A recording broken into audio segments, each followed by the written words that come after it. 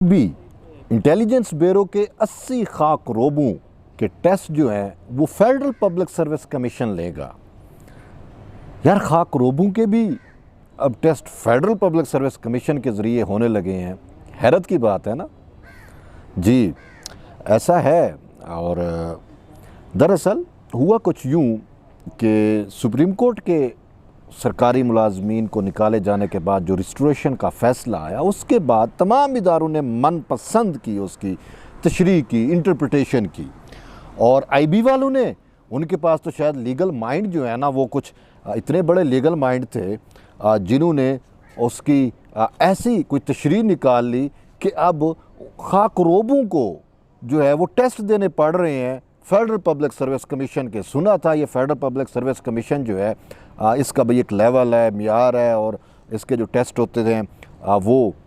पाकिस्तान की ब्यूरोक्रेसी जो क्रीम चुननी होती है उससे मुतल्लिक ये फेडरल पब्लिक सर्विस कमीशन जो है वो अपने टेस्ट का इनकाद करता है और टेस्ट लेता है उससे मुतल्लिक। अब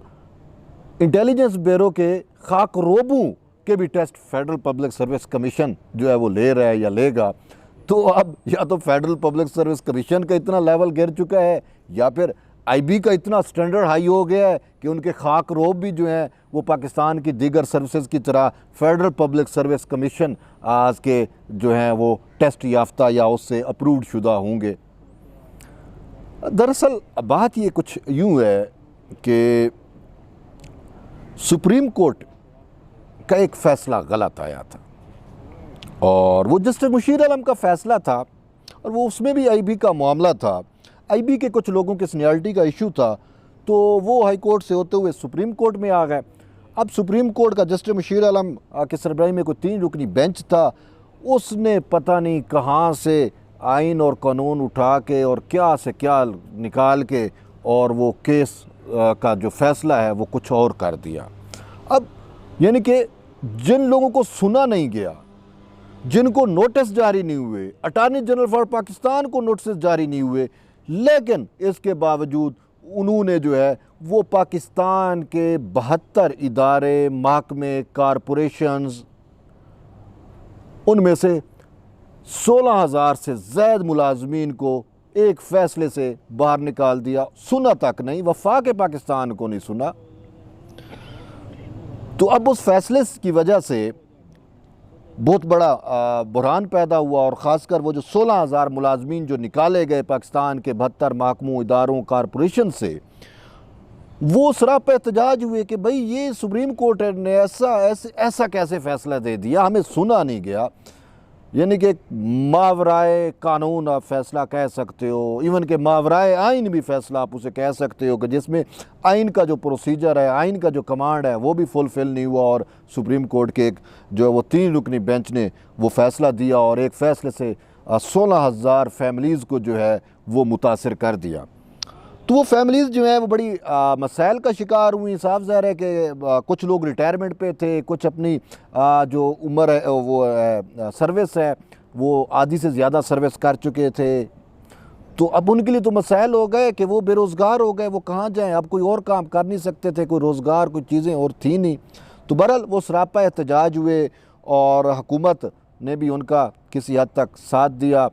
और फिर यूँ सुप्रीम कोर्ट में नज़रसानी का केस जो है वो दायर होता है और फिर चीफ जस्टिस उमर अता बंदियाल की सरबराही में सुप्रीम कोर्ट का 5 रुकनी लार्जर बेंच जो है वो इस मामले पर समाअत करता है। अब इनको तो चाहिए था कि भाई अगर फ़ैसला गलत है उसको उड़ा के फेंक दो, लेकिन इन्होंने अपने फ़ैसले को गलत कहने की बजाय, वो कहते हैं ना, एक गलती को अगर आप तौसीक करते हैं गलती की तो आप फिर गलती पे गलती करते जाते हैं। और यही कुछ सुप्रीम कोर्ट में हुआ कि जस्टिस मुशीर आलम के फ़ैसले को गलत कहने की बजाय मान भी रहे थे कि फ़ैसला गलत है, कानून के मुताबिक नहीं है। अटॉर्नी जनरल फॉर पाकिस्तान ने भी साबित किया कि भाई मुझे नोटिस नहीं हुआ, 72 इदारों और महकमों के लोग निकाल रहे थे और 16,000 से ज़्यादा लोग निकाल रहे थे, तो कम से कम मुझे तो सुन लेते। जब जो कानून है, जो ड्यू प्रोसेस ऑफ लॉ है वो फुलफ़िल नहीं हुआ तो इन्होंने किस तरीके से ये फ़ैसला कर दिया। खुद सुप्रीम कोर्ट भी मान रही है कि फ़ैसला गलत हुआ है, तो उस गलत फ़ैसले को उठा के बाहर फेंकने की बजाय इन्होंने जो है अपने उस मुशीर आलम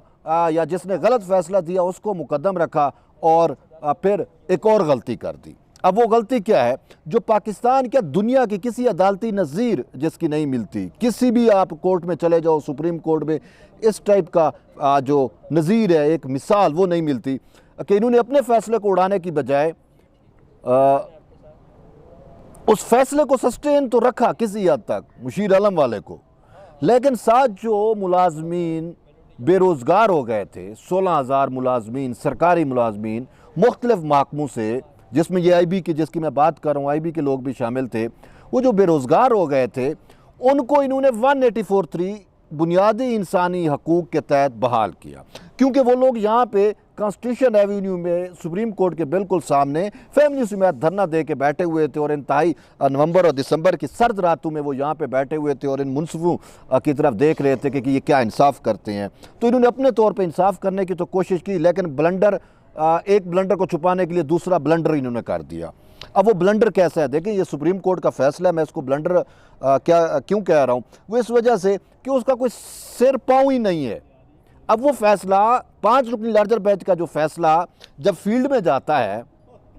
जब इन 72 महकमे इदारे कारपोरेशन के पास जाता है, तो उसमें इतना अभाम वो क्रिएट कर देते हैं कि मुलाजमीन उल्टा बहाल होने की बजाय वो मज़ीद लिटिगेशन में चले गए और फंस गए। मुतअद्दिद मुलाजमीन बहाल नहीं हुए, कुछ बहाल हुए, लेकिन वो फैसले को रॉन्ग इंटरप्रिटेशन भी की, ये भी मसला है। तो इसमें फिर जस्टिस मंसूर अली शाह ठीक थे ना, उन्होंने तो इख्तलाफ किया इन 4 जजेस से, 5 का ये जो बेंच था, उन्होंने कहा कि भाई वो फैसला ही गलत था मुशीर आलम वाला, और उन्होंने कहा ये लोग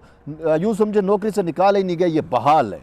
लेकिन वो एक अक़लियती फैसला था, तो उमरदा बंदियाल और उसके हमनवा जो जजेस थे वो उनका अक्सरियती फैसला था इस मामले पे, तो 184(3) के तहत जो इन्होंने बहाल किया। अब इदारे वाले पता क्या कहते हैं, जब वो मुलाजमीन बहाली के लिए जाते हैं, भाई सुप्रीम कोर्ट का फैसला, वो कहते हैं तो उन्होंने आपको तो इंसानी बुनियादों पे आपको बहाल किया, तो इंसानी बुनियादों पे हम यानी कि तरस खा के आपको, हमारी मर्ज़ी है हम आपको नौकरी पे रखें या ना रखें। अगर रखें तो अगर आप 18वें ग्रेड में थे तो अब हम आपको 2, 4थे या 5वें ग्रेड में रखें, अगर आप परमानेंट पे थे तो हम आपको जो है वो एज ए इंटर्नी रख सकते हैं। यही कुछ स्टेट बैंक ऑफ पाकिस्तान ने किया, sorry state bank of Pakistan कहता हूँ, वो state life for Pakistan, sorry state life for Pakistan ने किया। और यूँ अच्छा, सुप्रीम कोर्ट के फैसले में टेस्ट की एक शर्त तो रखी गई, लेकिन जो लोअर कैडर के लोग हैं उनको टेस्ट से मुबर्रा किया गया, और इवन कि वो लोग जिन्होंने, चाहे वो आला या हाई कैडर के लोग थे, अगर उन्होंने टेस्ट दिए थे तो वो भी टेस्ट से मुस्तस्ना थे। लेकिन अब ये खाक रोब जो है, ये कोई एग्जेक्टिव पोस्ट तो है ही नहीं IB की, ये खाक रोब जो है वो खाक रोब ही होता है ना, जंतर ही होता है, तो उसको अब जो है वो उसके लिए तो टेस्ट की रिक्वायरमेंट खुद सुप्रीम कोर्ट के फैसले के मुताबिक भी नहीं थी, तो फिर IB ने कैसे उनको टेस्ट जो है उसके लिए फेडरल पब्लिक सर्विस कमीशन को लिख दिया। तो अब हैरत की बात है कि IB के 80 खाक रोबों की जो टेस्ट है वो फेडरल पब्लिक सर्विस कमीशन लेगा। अफसोस सही कहना पड़ रहा है। और फेडरल पब्लिक सर्विस कमीशन तो ये कहता है कि भाई हमारे पास तो इन 80 खाक रोबों का टेस्ट लेने का हमारे पास तो ना ही कोई क्राइटेरिया है, ना ही हमारे पास कोई सिलेबस है। अब खाक रोबों के लिए हम क्या सिलेबस निकालें, क्या सिलेबस बनाएं, कैसा पेपर बनाएं, क्या इनके टेस्ट लें। तो ये IB ने सिर्फ जान के लिटिगेशन में डालने के लिए, मामले को तूल देने के लिए ये भोंडापन जो है वो किया है, और इस मामले को सुप्रीम कोर्ट नहीं देख रही। सिंपल सी बात है कि वही बात जो मैंने आपसे पहले की कि एक ब्लंडर को छुपाने के लिए इन्होंने दूसरा ब्लंडर तो किया, अब लेकिन उसकी ना ही वजाहत की। खुद एस्टेब्लिशमेंट डिवीजन ने सुप्रीम कोर्ट से रब्ता किया, बाबा फैसले में ये मसाइल आ रहे हैं, आप हमें थोड़ी वजाहत कर दें, तो इन्होंने उसका भी कोई जवाब नहीं दिया। तो फिर इसी वजह से हर इदारा अपने तौर के ऊपर इंटरप्रिटेशन कर रहा है। तो फिर यही होगा जैसे IB ने इंटरप्रिटेशन कर दी कि खाक रोबू के भी अब टेस्ट जो है फेडरल पब्लिक सर्विस कमीशन लेगा। इसी तरीके से जितने भी महकमे हैं, ये 72 महकमे, कारपोरेशन इदारे, इन सब में अभी तक ये मसाइल जो हैं वो लटके हुए हैं या पेंडिंग हैं, और मुलाजमीन की सुनवाई तक नहीं हो रही। और इसी तरीके से वो जो मुलाजिम थे जिनको एस्टेब्लिशमेंट डिवीजन के रिव्यू बोर्ड ने बहाल किया था, उनके भी मसाइल जूं के तू हैं। बहरहाल इस हवाले से देखते हैं कि अब मज़ीद ये इदारे क्या कर रहे हैं। और मेरी सरकारी मुलाजमीन से भी यही है कि आप अपनी इन्फॉर्मेशन मज़ीद हमें शेयर करें और हम देखते हैं, और हुकूमत से भी हम पूछते हैं कि हुकूमत इस हवाले से क्या कर रही है, और ये जो ब्लंडर है सुप्रीम कोर्ट की जानिब से जो मारा गया, इसको किस तरीके से तस्हीह करके इन मुलाजमीन को जो है वो इंसाफ दिया जाता है। Thank you.